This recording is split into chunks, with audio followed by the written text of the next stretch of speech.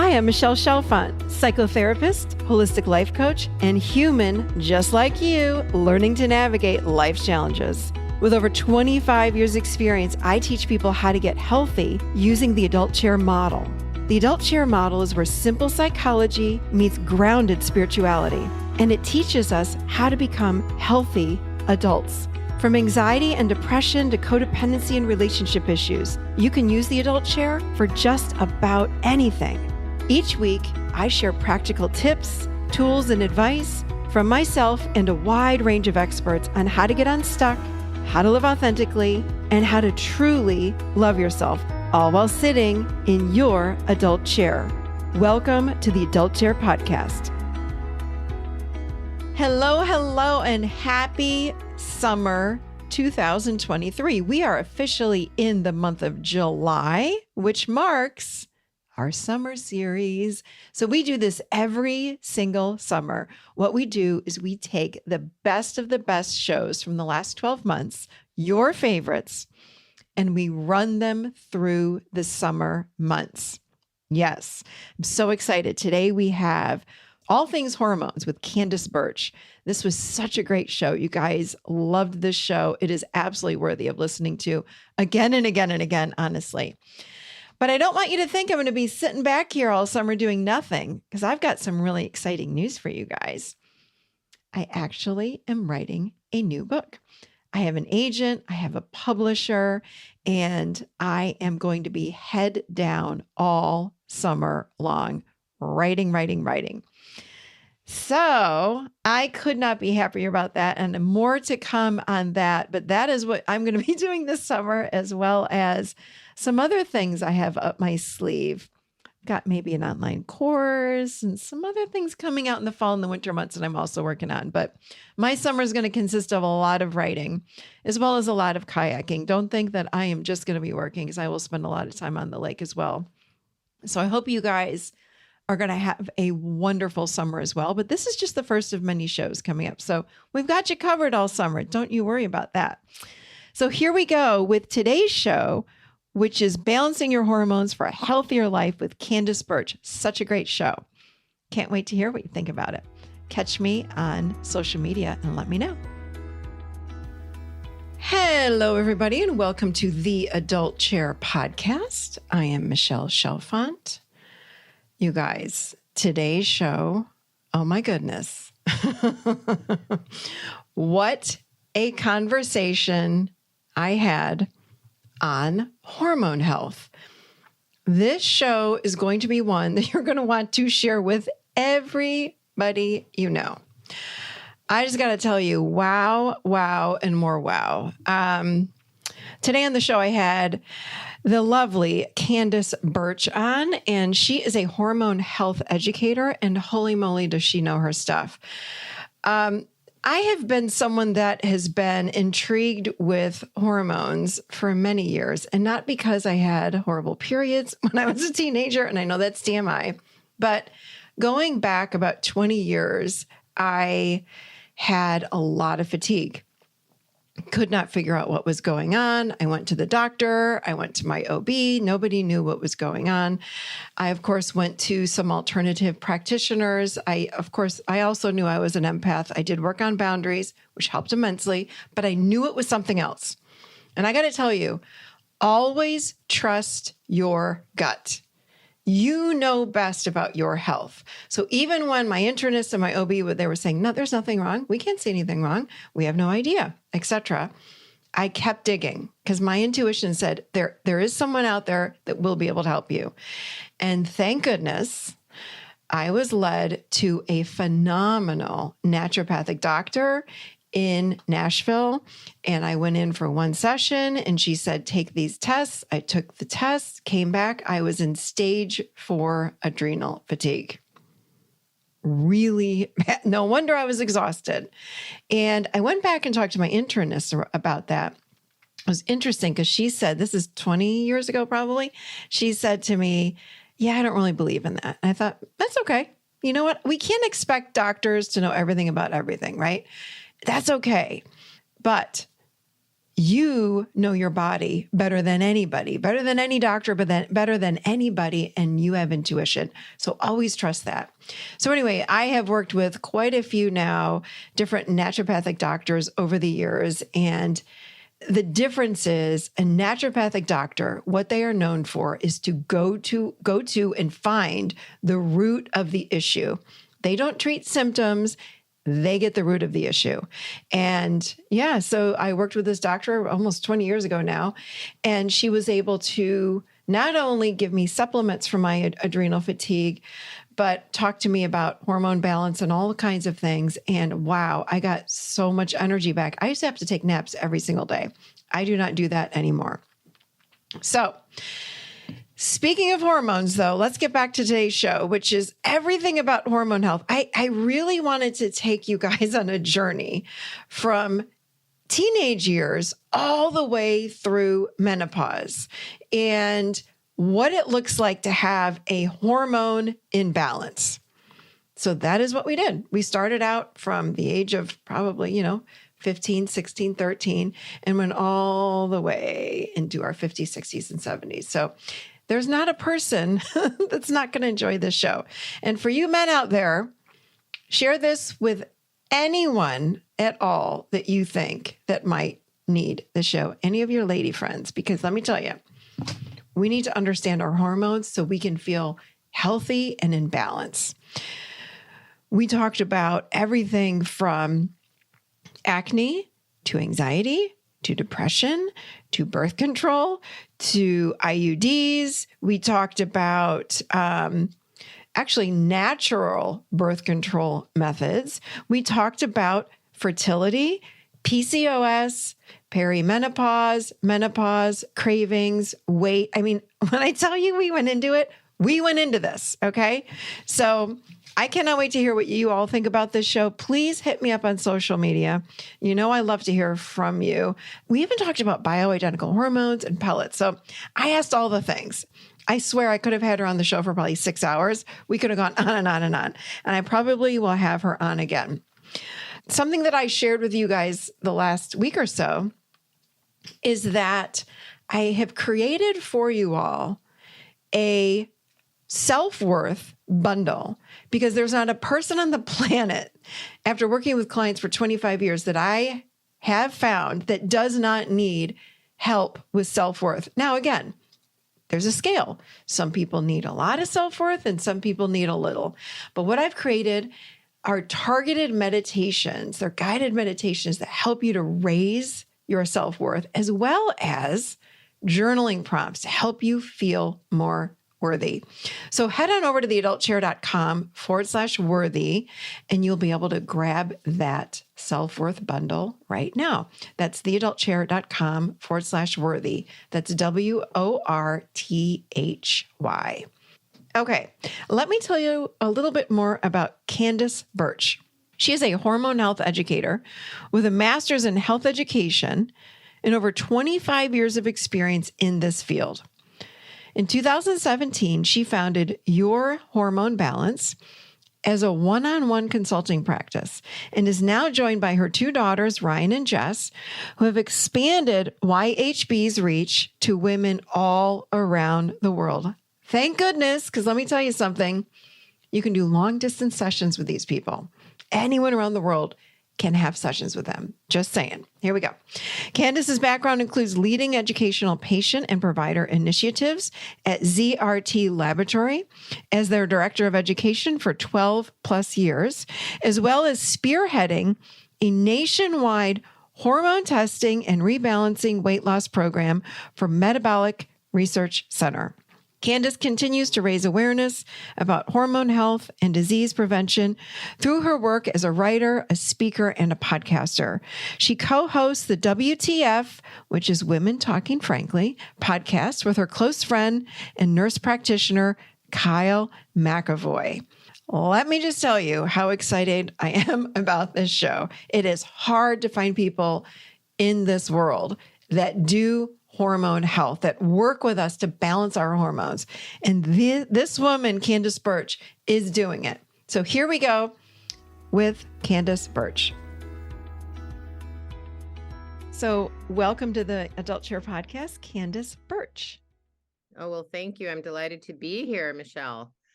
I was just telling you, I think we should clone you Yeah, well, and put you I all I around have the world, what you're doing. I You do probably, talk to people all around the world, but I'm in my 70s now, so I do wow. sort of need to I'm kind of not in retreat, but sort of trying. It would be nice to have a clone. Well, my daughter is a clone Oh, good. because Sue can at uh Body Bliss by Jess. She's my mini me. And then there are lots of people out there now that are talking hormones. The awareness has grown hugely since I got into this Mhm. probably 20 years ago. Nobody was talking about hormones. It was all HRT. And if they Mhm. did talk about it, it was always about, hey, you're going to end up being a dried up old crone if you don't take Yes. chemical hormones and there's no way out, there's no other choice. Well, there are many choices and many options and many concepts that women need to be aware of. So that's what I just keep talking. I'll probably keep talking till I'm 95 years old. Well, And I'm so glad to hear that. We need you to keep talking. yeah. I'm going to ask you as many questions as I can in this hour that we have together, but oh my goodness, we may have to have you on for part two. I have a feeling because, Shoes are yeah. good. Yeah. All right. Here we go. Here we go. So I'm so excited about this show. I can't even tell you. Hormone imbalance. Let's start out with what are the classic signs and symptoms of hormone imbalance? And what I'd like to do is I want to even start. Um, and I know we're going to pretty much talk about women, but I want to touch on men, but we need to talk about women to begin with. But this might apply to girls and boys when they're teenagers. What does a hormone imbalance look like for a teenager?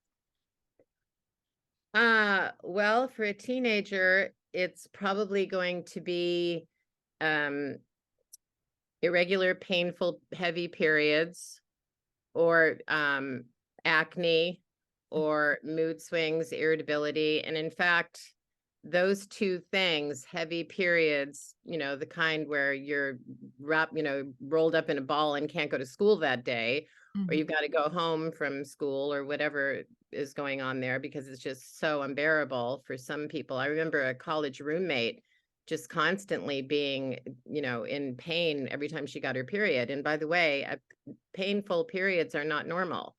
How Yeah. many women have I talked to that think, oh, my mother had painful periods, I have painful periods, that's just goes with the territory? No, it doesn't. A period should never be painful. But it's one of the big reasons why so many gals in their teenage years are put on birth control. It's the default. You've got and some girls have been put on birth control when they're 13 years old, when their periods maybe aren't really properly established yet. Yeah. Um, so, when their cycles are not established. So there's a lot of, eating disorders, all kinds of things that affect young people. There's a great book called The Teenage Hormone Takeover by Mm. Nisha Jackson, which I think she's a naturopath and very knowledgeable. And any mom who's going through this should read that book. I remember when I turned 50, which is classic menopause age, average age of menopause onset, my daughter got her period. It was so Oh, much wow. the same day that I turned 50, and I was thinking, oh, my poor husband, wall to wall hormones. Wow.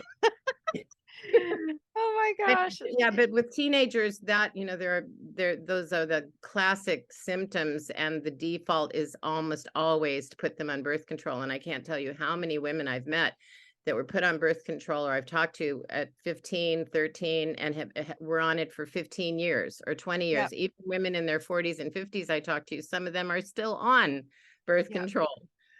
So You just described me to a T when I was 16. That was me that couldn't go to school, wrapped up in a ball with a heating pad, was in yeah, excruciating pain, and they appreciate put me on birth control. That's exactly what yeah. happened. Yep. Yep. And you were asking about the symptoms. So obviously, Yeah. the main symptoms is the heavy, painful, long periods, sometimes irregular periods, the skin breakouts, the PMS. PMS is really interesting. There's about 150 symptoms that go along with PMS, and it was defined by a woman doctor in England back in the 50s, Dr. Katerina Dalton, who had had migraines all her life. She was, beset by migraines, but when she was pregnant and all those lovely hormones, that baby was swimming in a sea of hormones, optimal hormone levels, she never had a migraine. So she started looking into what's going on with my hormones when I'm pregnant as opposed to when I'm not. And she actually defined this premenstrual syndrome that was linked to deficiencies and imbalances of hormones. And I think she wrote the first paper on PMS, but everything from migraines to, excess facial hair to meltdowns and panic attacks, anxiety, all the things that so many women describe when they have PMS. And that's a big sign, if you've got Jekyll and Hyde moods and your family's running for the exits when they're all, exactly when the period's starting, or if you're throwing open the windows in the middle of winter, as perimenopausal women are doing, telling everyone, put on a sweater if you're cold, tough, too bad. Yeah. These things are good signs and symptoms that you probably, but so many women are not aware of the symptoms, or they become their symptoms. They think they don't realize the whole concept of hormone imbalance is relatively new. I'd say in the last 10, 12 years, people are now using the term as though it's an ordinary thing, but it wasn't even known about. Was there such a thing as a hormone imbalance when I first got involved in this? By the way, we have a great symptom quiz on our Your Hormone Balance website, and women can go to that quiz and answer a lot of questions about symptoms and the extent to which you suffer from symptoms, usually the extent to which you're suffering from a probable hormone imbalance. So that's at yourhormonebalance.com. And I think if you take that quiz, there's a discount on our test kits too, but that's a good way to start. Knowing your symptoms is a really good way. We will add that right into the show notes. Thank you for sharing that. That's perfect. Thank you. Sure. So I just want to back up just for 1 second. As a teenage girl is going into, or when they're getting their periods, what causes this hormone imbalance? Is it pretty common for most people, or no? Is there something that's happening before then? No, it's pretty common. It's just that if we're still talking about teenagers, if their periods haven't established properly, if they're not, it's a lot of it is to do with a lack of ovulation. We don't always ovulate if we're stressed, or if we're hungry, or if we're restricting proteins or good fats. There's a lot of younger women ethically are vegetarians for ethical reasons, and not to bash vegetarians, but sometimes that means that there's not enough of there's too much restriction of the good fats and proteins that are actually the building blocks of hormone production. So food restriction, how many teenagers are on extreme diets, over exercise, training too much and constantly, working out so that your body is in a state of stress and that kind of thing, that, working out and overworking out is a real stressor that can stop ovulation. So if we're not ovulating, we're not making the proper amount of progesterone. We may not be creating enough estrogen to grow that egg in the follicle. So, ovulation disruption is one of the big reasons why people become, hormonally imbalanced. And there are many reasons why the ovulation can be disrupted. And that's something that's important to be aware of. I just mentioned some of them, but that's nobody thinks about. What about, so then as a teenager, or even as a woman, if we don't go on the pill, and I want to start with teenagers and just kind of go through life all the way up to into menopause. But as teenagers, again, doctors are still putting kids on the pill. Like, if someone's listening to this and they have a daughter, what would they do with their daughter if it's not the pill? I've heard a lot of teenagers now are using an IUD. Oh yeah, well, as an alternative to synthetic hormonal birth control, there's now, thank God, there are fertility trackers, so one can track their track their cycles and know when they're ovulating. So when they're fertile, that 5-6 days of being fertile. There's family awareness method that of tracking your cycles, and the symptothermo method, where you're looking at the mucus, the cervical mucus is really Mhm. important. Easy enough to learn about that. My daughter Jess is a real expert on that. Check out her Oh, Instagram. good. But there are ways to know when you're ovulating and when you're fertile, and so, to avoid, if that teenager is sexually active, that can be Right. helpful. Um, so yeah, there are good alternatives to birth control. Natural cycles is a good one now, but hormonal birth control just really makes things so much worse. Yeah. It really shuts down most of these birth control methods, shut down ovulation. That's the whole idea. Okay. So when you shut down ovulation, you're really shutting down the production of hormones and creating, the worst kinds of imbalances, just kind of making everything much worse. And especially when progesterone and estrogen are shut down, then the ovaries also produce testosterone, and that can be also inhibited. And so, we start to be in a deficient state. I've talked to young women that have the same symptoms as women in menopause, women, Wow. in their teens and 20s, that have hot flashes and night sweats and vaginal dryness and all kinds of problems that are akin to a woman in her 50s, 60s, when Oh my hormones gosh. are naturally declining.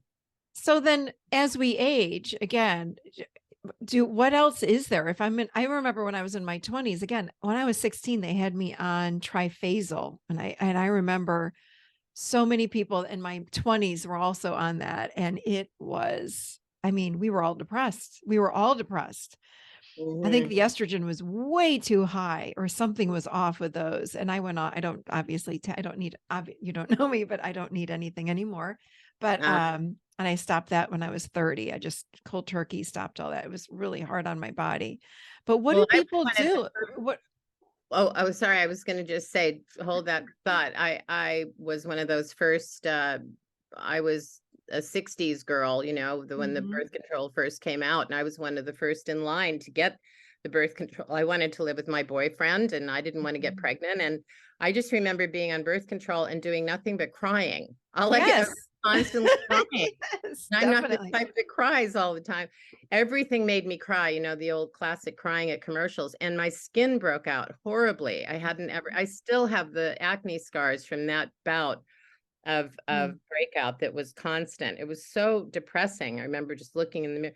So, I mean, what to do, I think, is, for, you asked about moms who have teenagers or any of us. I mean, it really does start with so many things. When you talk about holistic approaches Mhm. to health or hormonal health, in any case, it's always about nutrient dense protein, good nutrition. So Mhm. you're eating food that is healthy, whole, not processed, not loaded with sugar, which so upsets, the insulin, cortisol, insulin, blood sugar balance. That's key, keeping blood sugar stable. And Mhm. when we eat at odd hours and skip breakfast and restrict foods, that creates a whole, that's an imbalance in itself. When we're not sleeping well because we're on our computer late at night, playing words with friends, not Mhm. getting all that blue light into our eyes that's disrupting melatonin and creating sleep deficiencies. When we are over exercising, dieting, like Jess talks about, I didn't even realize, as her mom, when she was in college, she was on a diet constantly, she said. How Mm. many young girls are constantly dieting and want to be thin? And that creates, that's such a trigger for imbalance, because it means depriving yourself of the foods you need. And a lot of the vegan people I talk to, if they are not good at combining proteins and good fats, if they don't know how to create a complete protein, let's Mhm. say the classic beans and rice, they often will admit that their go-to is simple carbs because they're Mhm. hungry. So on Yeah. the go, they're eating carbs. Well, that's creating sugar imbalances, so your blood sugar is up and down all of the time. So for moms, it's really about getting that, I remember in our family, it was sitting down at the table together, having dinner, putting the phones away, having good conversation and good whole food that wasn't processed, that wasn't injected with hormones. Moms have to be aware, reading ingredients, just like dairy products and Oh, yeah. meat and poultry are Yeah. injected with synthetic hormones that are loaded with estrogen.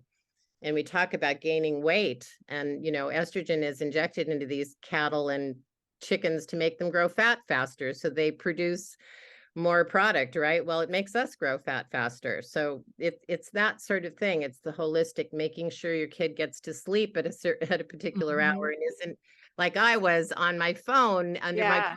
pillow at Which night. again, with teenagers, There's a certain they're amount of not that. gonna listen to us, as teenage. Yeah. And I don't have any teenage girls, or I have boys, but they're grown now. But yeah, that's a hard thing to do because teenage girls and boys, they don't want to listen to us by the Well, time my they're a junior. daughters talk about this now and they'll say, I didn't listen to my mom, but I listen to her now.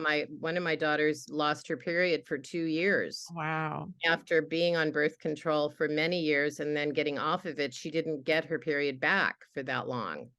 And Wow. she'll always talk about, how I didn't listen to my mom when she was telling me I can't be dieting and fasting and overworking myself all the time. But Wow. now I'm listening. So would you say that then as we age, 20s, 30s, 40s, it sounds like the symptoms of a hormone imbalance are pretty much the same no matter what age we are? Would you say that? Emotional imbalance. It could even Blood be sugar. acne. Yeah. Yeah, I mean, there are many symptoms on our test report requisition form. There's a whole raft of symptoms to fill out. But I mean, Insomnia. first of all, premenopause is girls in their 20s up to their 30s shouldn't really be having hormonal imbalances if all is, if the things we're talking about, we're eating right, we're sleeping right, our stress levels are not constantly chronically high. And I Mm, mean, stress is not stress. There's good stress and there's bad stress. There's mhm. Christmas and weddings and parties and sports events and all that. That's good stress. And then there's the obvious bad stressors: injury, accidents, exposure to chemicals, things that we maybe can't control. That's more acute stress. But the kind of stressors that are constantly coming in, that we don't, if stress starts to take center stage in our lives and we feel overwhelmed and out of control, that's a real game changer in terms of hormones. So I think for young people, it's hard to be aware of all this and to get it all right. Um, Mhm. but a lot of the younger women I talk to are becoming more aware, and they're realizing, if I just, do these, live in a balanced way, in the most balanced lifestyle I can, and no one's ever going to be in perfect balance, but being aware of the importance of these basics in our lives can really cause us to become more in balance. We will ovulate, we will have normal periods, we will not have PMS and horrible mood swings and Mhm. irritability, we'll be able to sleep, we won't be bloated and gaining weight every time Mm. our period is approaching, or crying and being Angry. Let's add anger. anxious. I was an angry PMS girl. Yeah, for sure. Angry and anxious is a big Yes. one for Oh, people yeah. that are out of balance. So, it's actually, women in premenopause, 20s, 30s, really shouldn't be having these kinds of symptoms of imbalance. Mhm. And then when we get into what we call perimenopause, which is the stage between late 30s into the mid 40s, is when it really starts to, the hormones inevitably, this is inevitable, they do start to shift, because there's a long road to menopause, but when Mhm. we enter perimenopause, the hormones do start to shift in the ovaries' journey towards menopause. They're kind of packing their bags, but it takes 8 to 10 years for them to, they don't become defunct. They will Mhm. still produce some hormone, but by the time we're 50, they're not producing anywhere near the optimal amounts of hormones that a young Mm. woman in their 20s and 30s should be producing at ovulation, because ovulation is becoming erratic. Mm. Therefore, hormone production is becoming erratic. And this is where symptoms are not so much your fault, because you're not eating or you're drinking too much or you're not sleeping. It's more that this is nature's, the biological path. But so that's when we get into having to take extra special tender care of ourselves. Women who are in their late 30s. Sometimes we see women in their late 30s going into perimenopause early with all of these up and down roller coaster symptoms. Perimenopause means approaching menopause, and that's that 8 to 10 years, but it can come on earlier and it can be more intense, and it can be the Jekyll and Hyde sort of thing according to how, what our lives are like. So many women in their late 30s and 40s, they've got kids, they've got full-time jobs, Mm-hmm. they're under pressure. They may love their jobs. They may be very high performing, but they're working 8, 10 hours a day. During COVID, so many women I talked to, take teachers. They were teaching online, and teaching their own kids at home, and trying to, just trying to do it all. And now that we're kind of re-entering the crazy busy life where we're running around, like, these are the women that are so pressured between children and in-laws and aging parents and job responsibilities and career goals and relationship issues. I mean, it's a lot, It's a trying to lot. stay thin, trying to look good, getting to the gym. People are getting up at 4:30 in the morning, not sleeping, and then on their computers late at night, too tired and wired to calm Yes. down. Yeah. So this is when, so that there's this inevitable road to hormones shifting, but they shouldn't be shifting like a roller coaster. They're going to shift, and there's going to be a decline in progesterone in particular, because progesterone is the hormone that we make upon ovulation. We only make it upon ovulation. And progesterone is the hormone that balances estrogen. Hmm. So if we don't ovulate, or if we miss a cycle, we miss one cycle and we don't ovulate, then we may have worse symptoms of what we call estrogen dominance, Got it. where there's a lot of estrogen around that was produced, or even it can be we can have a decrease in estrogen production, but because we didn't make enough progesterone that cycle, that estrogen is high relative to our progesterone levels, and that's when we can become bloated and moody. That's when PMS really takes hold, this excess of estrogen and the low progesterone. So that's sort of, in a way, inevitable, but how extreme it is, how steep the declines or the peaks and the valleys. Like, do you remember, I don't know if you're old enough to remember seesaws. Do we still have Oh, seesaws yeah. in I don't know playground? if we still have them, but I'm old enough to know what they Yeah. are. But you remember being on the seesaw, and some Yeah. mean kind of Yes. slam you're hanging up there at Yeah, the of top with course. your legs dangling, and you're in a Yeah. terrified state, and then you're slammed to the bottom. That's kind of what perimenopause can feel like if Yeah. we've gotten to the point where we're allowing stress to kind of take over, where in order to cope, we're up in the morning, don't have time to eat, but we're drinking coffee on an empty stomach, Yeah. lots of caffeine, and skipping lunch or eating at our desk, not taking breaks. I think a lot of people don't even know how to relax anymore. I agree with you there. Holy moly. Well, so would you say then, because of, doing everything we can to keep hormones in balance, what about this whole thing with intermittent fasting? Is that a good thing for women or no?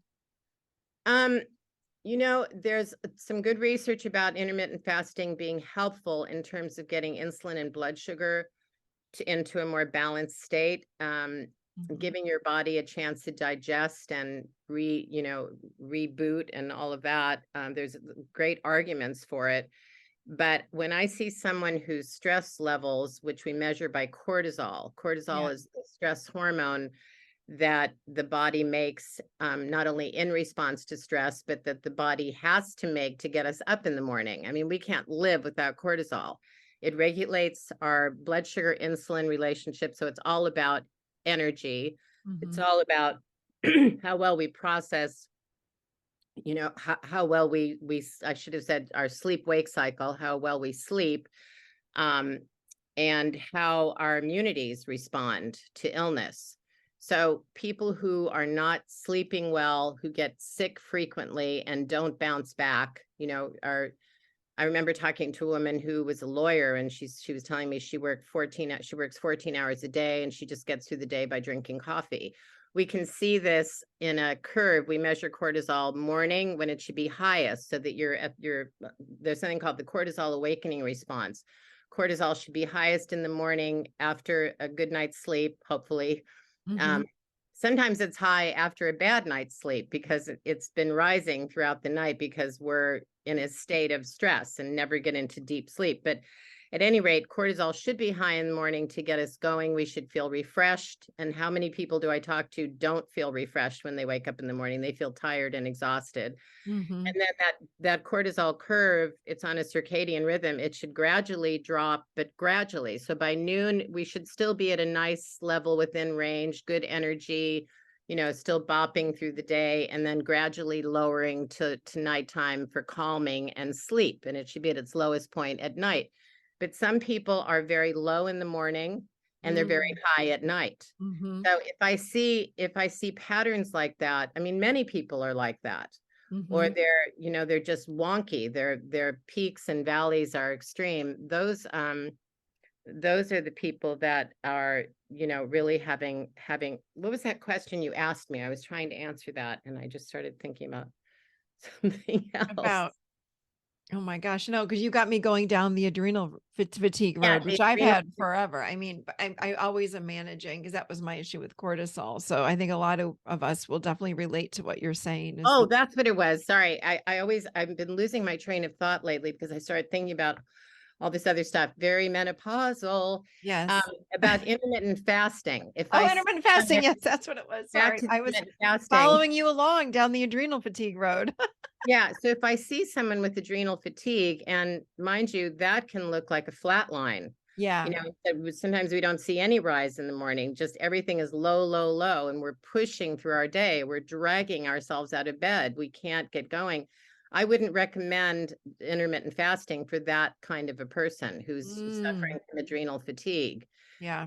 Because we need to nourish ourselves. It's like putting on the oxygen mask. You got to nourish yourself. The adrenals are key to all, to everything really. We can't, in fact, in the approach to balancing hormones, if we're not taking care of the adrenal glands that are so fundamental to our energy, to our immunities, to our sleep, we can't really just expect to take a bunch of good supplements. And there are plenty of good supplements out there. There are bioidentical hormones made from plants that are much safer than synthetics. There's fertility tracking, so we don't have to use hormonal birth control.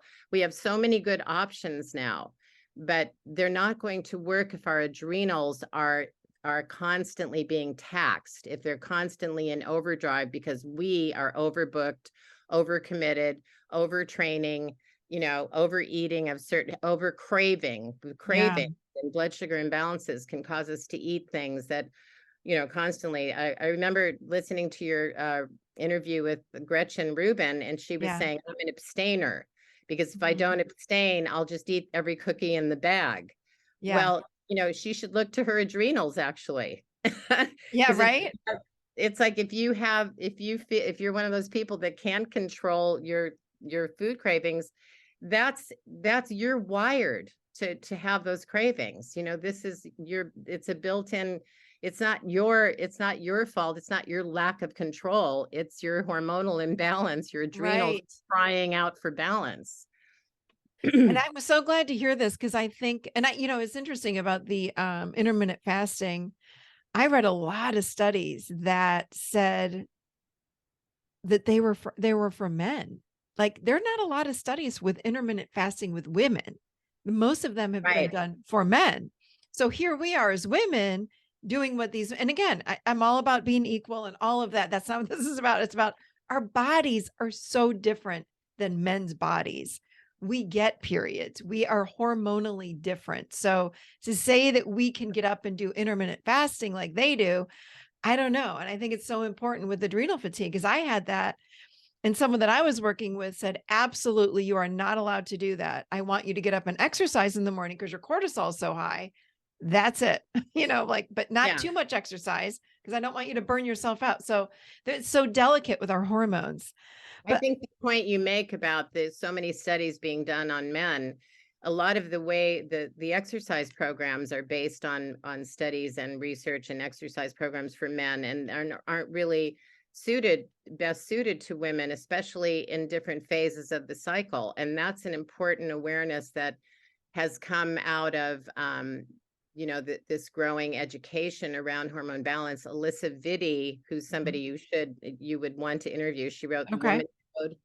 She wrote Woman Code and In the Flow, and she actually came up with this whole concept of cycle syncing, which Ooh. talks about the 4 phases of our cycle, the menstrual cycle, where, right before our menstruation, our hormones are low. Then our follicular phase, where estrogen and testosterone are rising, the egg is growing in the ovary. Now we're feeling a rise in energy. This is a good time to do more intense exercise or to Mm-hmm. ask your boss for a raise, then the ovulatory phase and the luteal phase. Those phases of the cycle are so different that men don't have those at all. No. We have these cycles, and we actually need to sync what we eat, what we, the kinds of activities we engage in, the kind of exercise we engage in, the kinds of stress management. All of these things can be synced to our cycle. So I really recommend people getting that book, looking up Alyssa Vitti and learning more about that, so that you can start start getting to know your own cycles better, and fitting your lifestyle and your activities into your cycles. You're going to feel, I think women feel a whole lot better. And this is a way to individualize what we need and not be sort of tracking what the research tells us. It is so much based on men. See, we're a problem for research. We get periods, we get I pregnant. know, right? Question for you about hormone replacement therapy. How do you feel about that? What is your take on that? Well, I feel like women need hormone replenishment, especially at a particular point in life, especially at menopause and at perimenopause, when ovulation becomes so erratic. And women are going through these ups and downs. In a test report, you can see these ups and downs, and the symptoms that are associated with those ups and downs can be pretty severe. So replenishing with a bit of bioidentical hormone can be really, really important to get people back on track. Now, when in younger women, there are things like herbs like chasteberry vitex. Mm-hmm. Vitex is the Latin word for chaste tree berry, which is an herb that's been used for hundreds of years. And that can really help younger women kind of trigger the pituitary gland to signal the ovaries to say, hey, come on, let's ovulate. Let's make a little bit more progesterone. Let's get you back in balance. Progesterone is the great balancing hormone. Mm-hmm. So that's a really important one at younger years. No, I wouldn't recommend hormones for younger women. And certainly I would like to, hope that women are becoming more aware of these alternatives to synthetic birth control, because that's definitely being on hormones. And I think that's a mistake. Not a good idea. Obviously, if Yeah. we have other ways to control family, planning, then we should do it.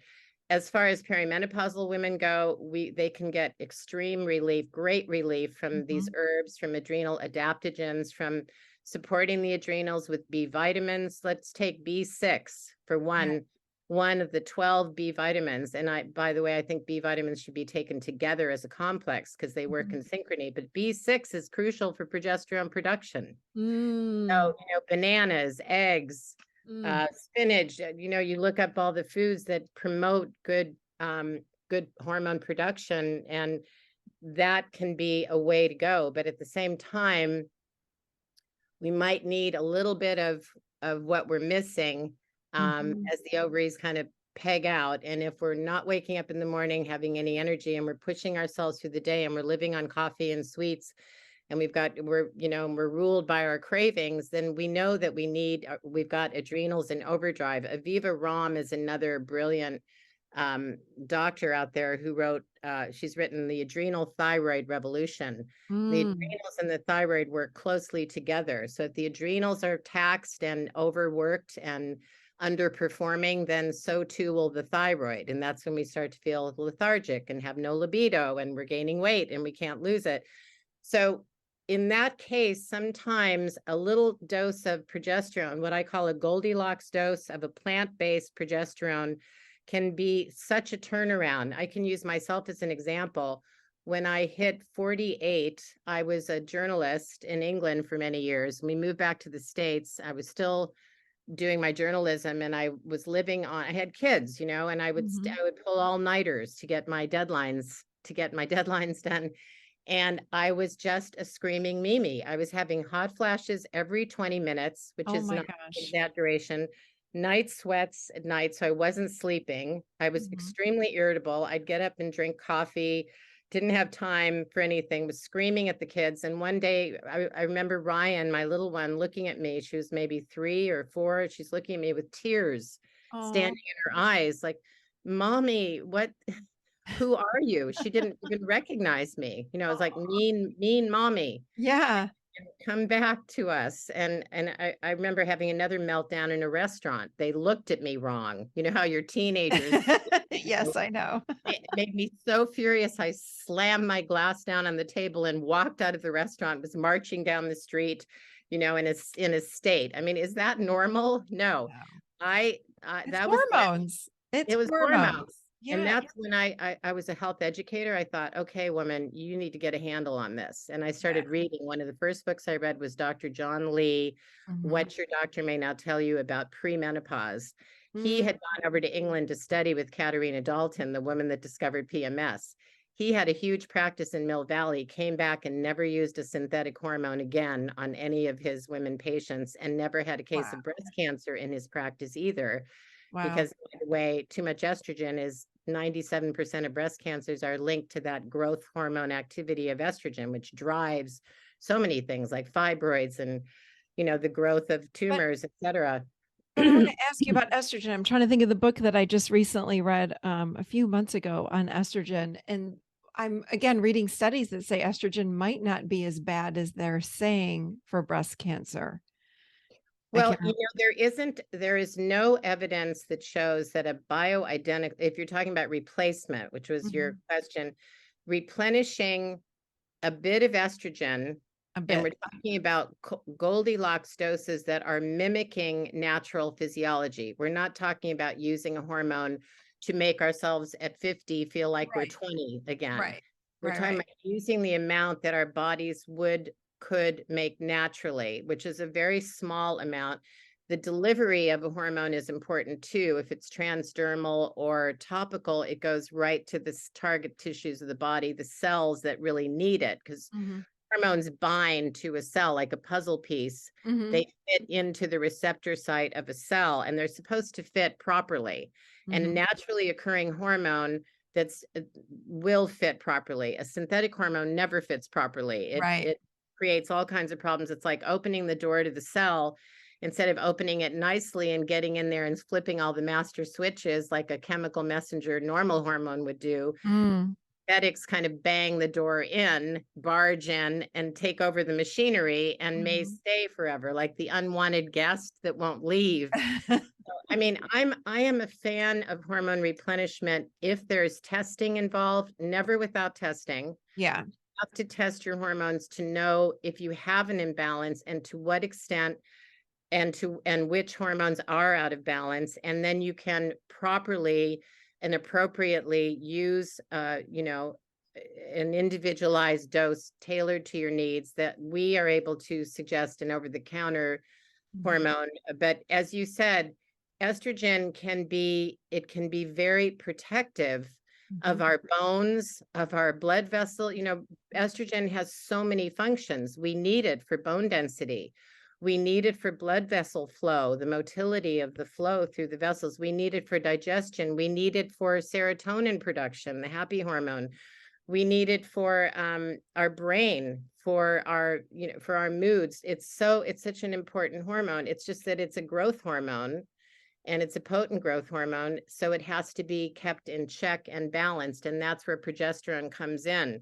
So for older women or women in perimenopause, in menopause, you can never use estrogen on its own, what we Mhm. call unopposed. That's the major rule of thumb. You don't Mm. use estrogen on its own. You use it in concert with progesterone in a balanced dose to mimic natural physiology. That's what we're trying to do, mimic Mother Nature.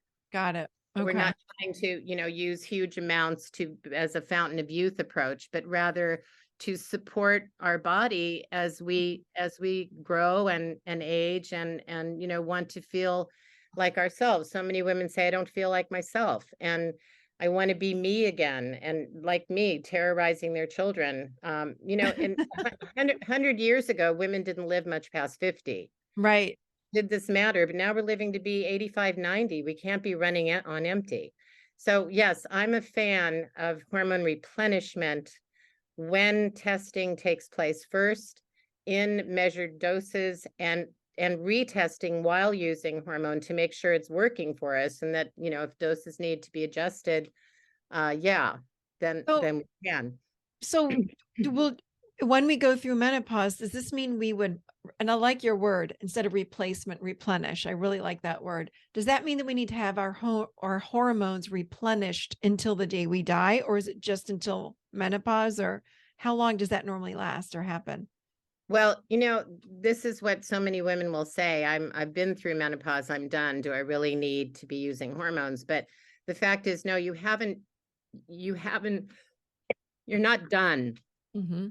Menopause doesn't end. You're in menopause from the time you go into menopause until the day you die. Yes. And Okay. if you want to support your bones and your breast health and Mhm. your brain, um, and your muscles and your moods and all of that, and you want to feel good into old age, then yeah, a little bit of replenishment is not a bad thing forever. I mean, I'm 74. I've been using bioidentical hormones for probably 20 years. And I Yeah, get well, that was my question because I am like, it would make sense then that we would continue to use them. So I'm glad to hear you say that. and and in concert with adrenal support, of course, always have. Yes. But in another thing I should have mentioned is that progesterone is a direct precursor of cortisol. So the adrenal glands actually need progesterone a Mm. great extent to even produce enough cortisol to get us up in the morning and to keep us going and to regulate our blood sugar and insulin, which is all about our energy, right? So all of these hormones break down to other hormones. They Mhm. work synchronicity, they work in synchronicity and they Mhm. interact. Mm. So that's where when you use a little bit of this, you can support the whole hormone picture, and especially the adrenals, because once we get into menopause, as per the question, do we need this forever? The adrenals are our only source of hormone because the ovaries have pretty much, you know, Kaput. packed up. So Yeah, they're the done. adrenals need extra super loving, tender care. And that we do with all those things I talked about, making sure we get, you know, the time we need to rest and relax, but we also need those nutrients, and we need a little bit of the hormone that helps to support the adrenals in their big job. Because now they have all these jobs to do, and now they've got to make hormone too. They've got to pick up the slack from the ovaries. Right. Okay, that makes so much sense. And so you would recommend to supplement then and help the ovary or the adrenals? Well, supplementation for the adrenals would be, you know, adrenal support. And we have a rebalancing guide that we send out with Mhm. every test report. So if we see adrenal imbalances of any sort, low cortisol in the morning, high cortisol at night, which by the way, high cortisol at night is really problematic because it disrupts the sleep wake Yeah, cycle. of course. And it Insomnia. also increases appetite hormones because Mhm. appetite hormones operate on the sleep wake cycle. So if someone has a high night cortisol, they're usually the person that has lots of food cravings, feels hungry, and is, you know, up at 3 in the morning looking in the refrigerator Mhm. for That something to makes eat. You know, sense.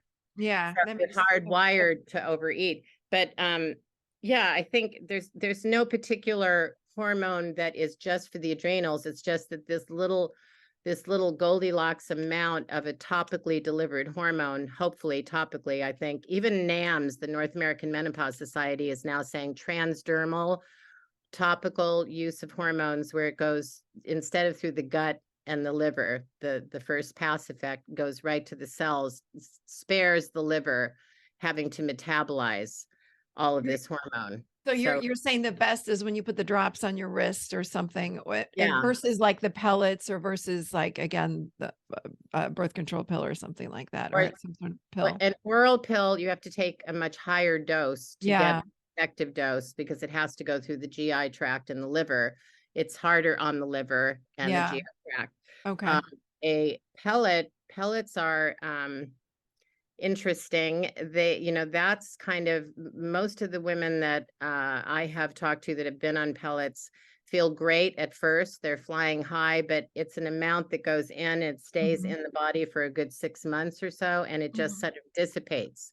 So you Okay. kind of go from hero to zero and Okay. don't feel all that great. The most steady state delivery of a hormone is to use it topically so that you rub it into the skin or you use a patch. And, Okay. and then that gives you this steady state that Okay. provides just the right amount, not a huge amount, not too little, not too much. I know we're just about at the end of our time. Can I throw one other topic on the table for us to talk about? Sure. PCOS. Oh yeah.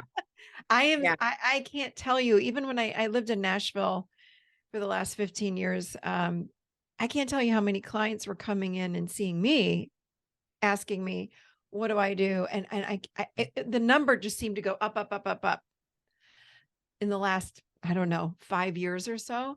What is this? How do we know we have it? Just give me your info on PCOS because I know a lot of women are suffering from this.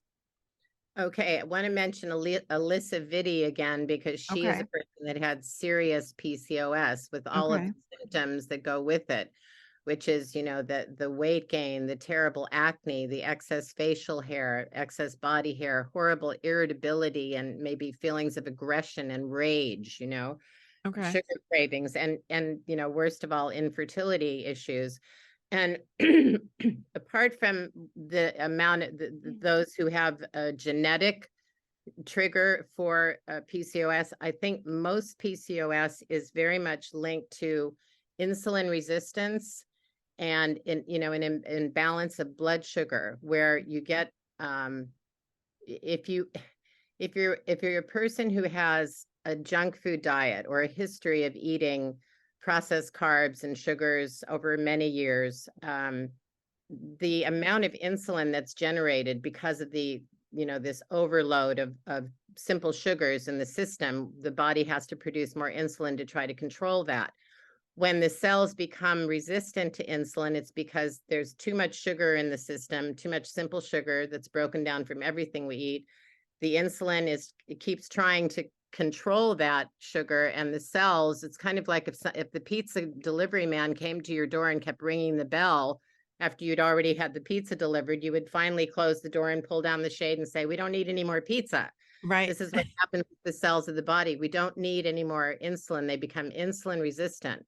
So Mhm. insulin fails to be able to control the blood sugar in the body. So blood sugar stays high, insulin stays high.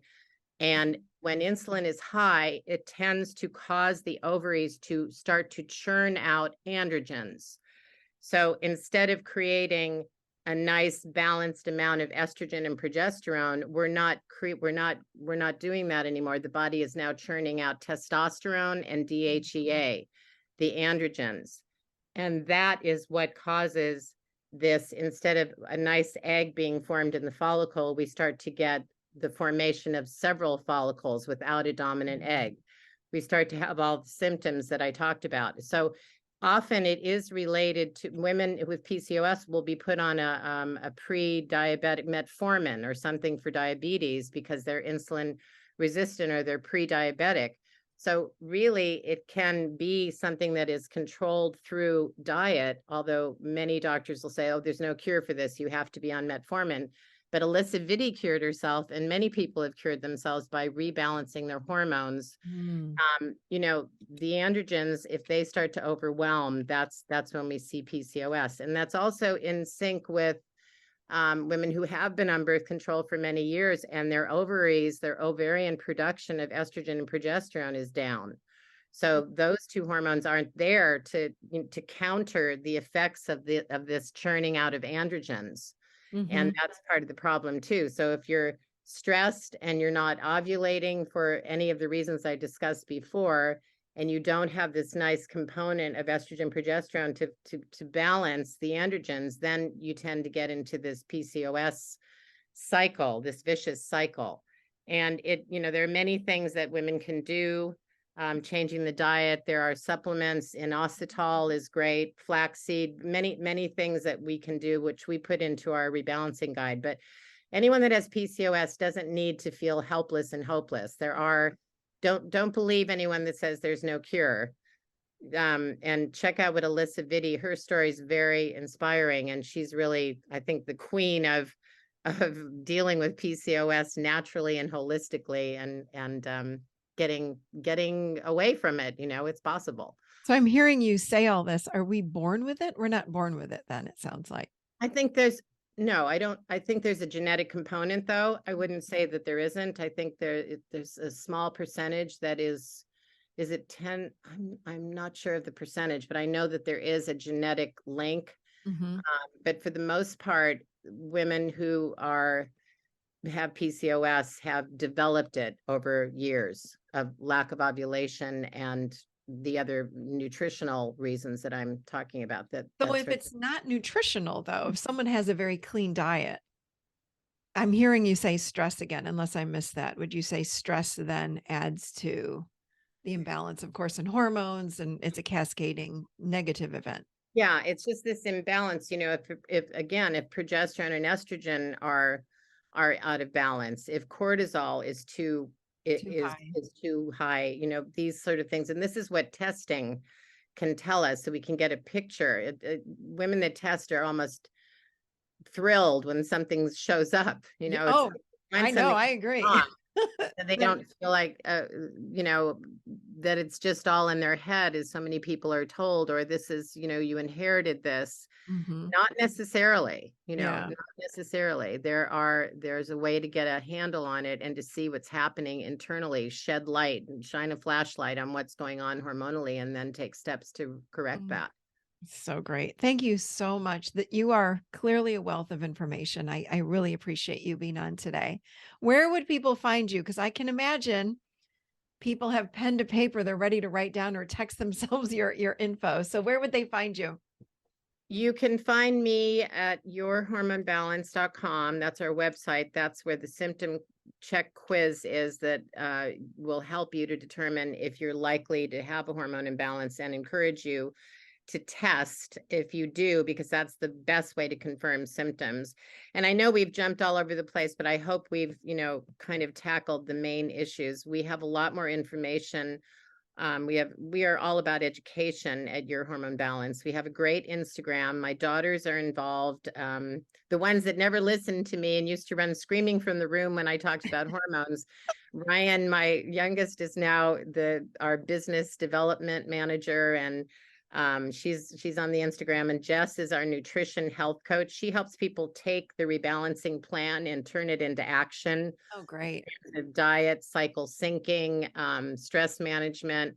She's a real expert on fertility awareness planning. There are so many ways we try to help women. And we have a great newsletter. So yeah, yourhormonebalance.com, the Instagram. I'd love to offer your listeners a $50 discount on any of our test kits, which you can order on the web. Thank you. Is there a code, or how would they do that if they do want to order a test kit? If we used adult chair, I think. Sure. That would we'll be just good. use adult, not the adult chair. I was going to say adult chair. Yeah, adult chair can Perfect. Provide. All right. And then we have the opportunity for people to talk to me, because so many people, we have a great test result. It explains everything, but a lot of people just need someone to talk to. So they can talk to me to review test results and understand the different hormones. A lot of women still don't know what estrogen does. They, still don't know what progesterone does, and it's important to understand that. And then they can talk to Jess too. So we have a way to set up consults. And many people I think talk therapy is fantastic. It's so many women say they finally feel they've been listened to after many years of not feeling that way. So I agree. Yeah. I couldn't agree more. All things hormonal to everyone. We can all benefit. And you see patients out of state, obviously, because you're in Oregon, but you can see anyone around the world, I take it. Yes, you will do consults. Yes, we talk to people all over the world. And mind you, I can't prescribe. I'm not a doctor, but we can refer people to doctors if they need a prescription. I work with a doctor, C.W. Randolph, who's an OBGYN in Florida, and he's one of the gurus in the bioidentical hormone movement. He has created his formulas that he used for 30 years with women, bioidentical, plant-based, and they are available in a topical cream in a dispenser that does not require a prescription, Oh, because we're wow. getting very small amounts. So that's very helpful for women that are in places in the world where they can't get their hands on a hormone or talk to a doctor that knows anything about it. And many doctors out there are getting very savvy with this, but if you go to a doctor who says it's all in your head, you can't test hormones because they're too irregular, you don't need this, don't listen, just Yeah. insist on being tested and on a bioidentical if replenishment looks like it could help you. I think women have to trust their intuition. And so many women I talk to say, I knew this was hormonal. I knew I wasn't making it up, but I just needed some proof. Unfortunately, I don't think a lot of doctors are trained in this.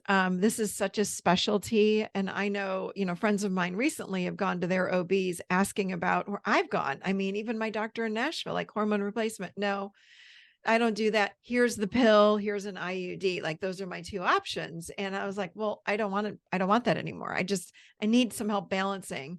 And it wasn't until I found a functional medicine doctor, probably 15 or so years ago, changed my whole world. I was going to Well, say functionalmedicine.org has a list of physicians that are that are trained. Also, ZRT Laboratory, which is where I was the director of education for so long, and that's the lab we use in our testing. They also have a physician referral that you can find online. So women who oh, want to great. go to the physician, functional medicine is where it's at, integrative medicine, naturopathic medicine, nurse practitioners. I told you I have a podcast called Women Talking Frankly with a nurse practitioner who's been treating women for hormonal issues for 15 years. So there are a lot Wow. more resources now than there were when I first got into this and was having my hot flashes and night sweats every minute a day, every 20 minutes. Well, we are so grateful for you, honestly, because we women need more of people like you out in the world, but you're making a huge impact. And I'm thrilled to have you on the show today to really let women all around the world hear your message, because we all have so many of these issues going on and we We don't know do. where to turn. We just don't know where to turn.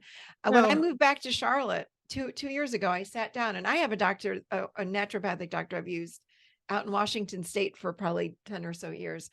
But I said, I wonder if there's someone local here in Charlotte. And I Googled and I was like, I can't find anybody. I can't find anybody that's like, it's crazy to me, yeah, So that's why we're trying to fill the gap with education so that yeah. women understand what their hormones do, why it's important, why you are not your symptoms, why you don't have to deal with, the pain and agony, why you don't need to be on birth control till you're 50, that there are optional options that are natural and Mhm. safer. There's no research that shows that bioidentical hormones cause cancer. There's no research, there's not enough research on bioidentical hormones because big pharma doesn't really want to study bioidentical hormones. But Exactly. there are a lot of Because people guess, that yeah, are because we would feel so much better. We wouldn't need all these drugs that they're pushing on us. We wouldn't right. need them. We wouldn't need Yeah, them. exactly. I mean, Yeah. they have their place, but when it comes to synthetic hormones, they are not useful. And one Yeah. of the things I didn't mention, I would like to mention, is it's so important. I talked about good fats and proteins, but also women need to know the cruciferous vegetables. There's maybe Yes. we need a part two, but so we could really get into, because we've touched on all this, but not gotten into detail. I realize that. But things like cruciferous vegetables, broccoli, Brussels sprouts, cauliflower actually help the body to metabolize excess estrogens, because so many women become estrogen dominant Mhm. because of this disruption of ovulation I was telling you about. And that's where the weight gain becomes so impossible, and the mood swings and all of the things we associate with being out of balance. So, there are ways to eat, especially of these vegetables. And there's even supplements, something called DIM, which is like Oh, eating 2 pounds of broccoli. yeah. There's a I lot was of going to help ask you out about there. that. Yeah, I was going to ask you Yeah. about that because I've been on And that. Yeah. yeah, good. And we suggest that when we see these things in the test result, and everything we suggest is holistic. Mhm. is plant-based, is natural, and there are adrenal adaptogens, herbs that can help support the adrenals that are just awesome. I remember when I first started using Dong Quai, my Mhm. mood so improved. It was, some of it, it's a little bit like magic. It really is. And I agree You with can you. make I magic. mean, I've balanced myself. I don't have to go through a doctor anymore. It's natural what I'm doing now. And I feel great because of it. But yeah, Don Quai, I know that one too. So, I'm glad gosh, you're talking about this, Michelle, because you have such a listenership. Just getting this message out there is just crucial for so many women. It's life-changing. it So thank really you for is. having me. I'm really grateful to you. I think we're going to have you on again for sure, because I know that I can feel all the questions already coming in the comments from people after they hear this. So, but thank you for today. Absolutely. Just a great, great show. And we hope to see you in the future. Okay. I hope that you all enjoyed that show. I got to tell you, moving to Charlotte even 2 years ago, or over two years ago now, I remember moving here. I was asking some of my friends, I was like, well, who do I find locally that does hormone health? And most of my friends were like, this girl sort of does it, or this person over here, or this doctor, I think does some of it. And I was like, oh my goodness, like we need solid people in the world doing this work. So I'm so grateful to Candace and her girls for the work that they are doing on an international level. So, so grateful. Do not forget, they have their promo code AdultChair50 for $50 off the test kit. We will put that again in the show notes. And also, do not forget, we've got the self-worth bundle for you. I've created this just for you guys. And that is at theadultchair.com/worthy. And that's going to give you guided meditations and journaling prompts that target self-worth, enhancing your own self-worth. All right. That's all I've got for you guys today. I will see you next week. Have a beautiful week.